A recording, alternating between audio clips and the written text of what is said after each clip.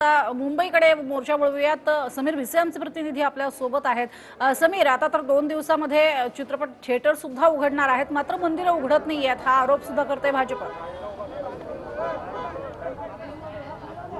निश्चितच आजपासून आज जे आहे लाक्षणिक उपोषण केलं जात आहे. सध्या सिद्धिविनायक येथे स्वतः प्रवीण दरेकर असतील, प्रसाद लाड असतील, सर्व नेते इथे येऊन उपस्थित झालेले आहेत. प्रवीण दरेकरांकडे आधी जाऊया. अनेक ठिकाणी अनेक राज्यांमध्ये मंदिरं सुरू झालेली आहेत, मात्र महाराष्ट्रामध्ये अजूनही सुरू झाली नाही. त्यासाठी तुम्हाला आंदोलन करावं लागतंय. मुख्यमंत्री म्हणाले होते की जबाबदारी आमच्यावर आहे, तुमच्यावर नाही. मुख्यमंत्री एका वेळेला 2 प्रकारच्या स्टेटमेंट करतात.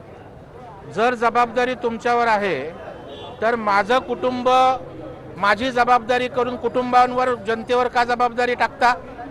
तुम्ही सक्षम नाही, तुमच्यात क्षमता नाही म्हणून माझं कुटुंब माझी जबाबदारी बोलता. मग माझं सरकार माझी जबाबदारी का नाही?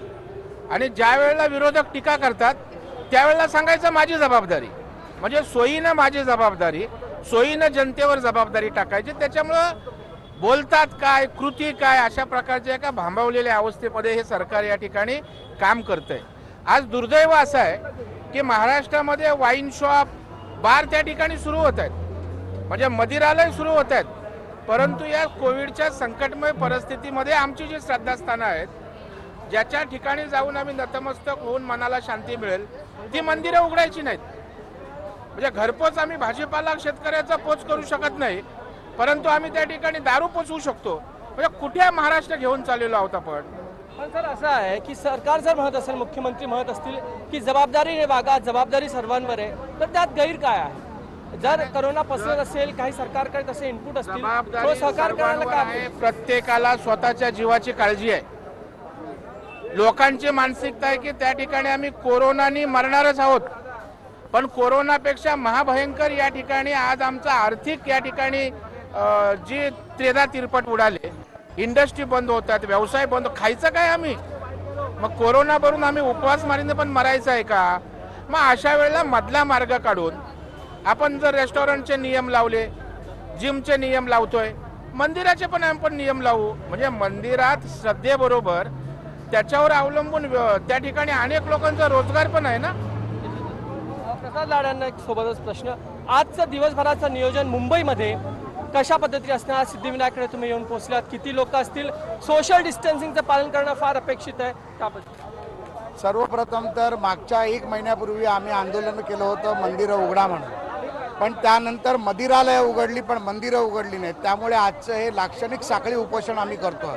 या माध्यमातून सरकारचे डोळे उघडण्याची भाषा आम्ही इकडे करणार आहोत. अतिशय शांत पद्धतीने गांधीजींच्या तत्वाने आम्ही हे करणार आहोत. आणि आम्हाला या माध्यमातून एकच सांगायचं आहे की प्रत्येकाची एक भावना आहे, आणि त्या भावनेच्या माध्यमातून जर मंदिरं उघडली तर लोकांचा आत्मविश्वास वाढेल.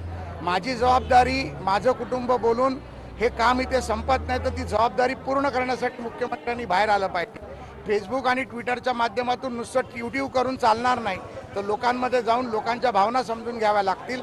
आणि म्हणून आजचं हे आंदोलन आम्ही करतो आहोत.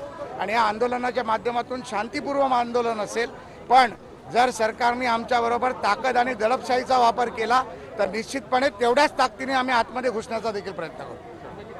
बातचीत केल्याबद्दल हे होते सर्व भाजपचे मोठे नेते या ठिकाणी येऊन पोहोचले. खुद्द प्रवीण दरेकर, विरोधी पक्ष नेते विधान परिषद, त्याचबरोबर प्रसाद लाड आमदार विधान परिषदेचे, आणि इतर जे नेते आणि कार्यकर्ते सगळे आलेले आहेत. ज्या पद्धतीने तयारी आहे ते सुद्धा आपण पाहू शकतो. सिद्धिविनायक मंदिर त्या ठिकाणी एक छोटीशी गाडी ती आणलेली टेम्पो, आणि मंदिरं बंद उघडले बार, उद्धवा धुंदगी सरकार हे स्लोगन घेऊन भाजपचे नेते उपोषणासाठी आता बसलेले आहेत. हे दृश्य आपण सिद्धिविनायकातून थेट आपल्या दर्शकांकडून दाखवतो की जी मूळ मागणी आहे प्रज्ञा, की मंदिरं आता सुरू केली पाहिजे, SOP तयार करा, त्याचा प्रोटोकॉल किंवा एक नियम जो असतो ते सरकारने तयार करावं. आणि त्यामुळे ज्या पद्धतीने इतर गोष्टी ज्या सुरू झालेल्या आहेत, मग रेस्टॉरंट असतील, बार असतील, अनेक कारखाने असतील, त्याच पद्धतीने मंदिरं सुरू करण्यासाठी सुद्धा नियम करता येऊ शकतात आणि ते शक्य आहे.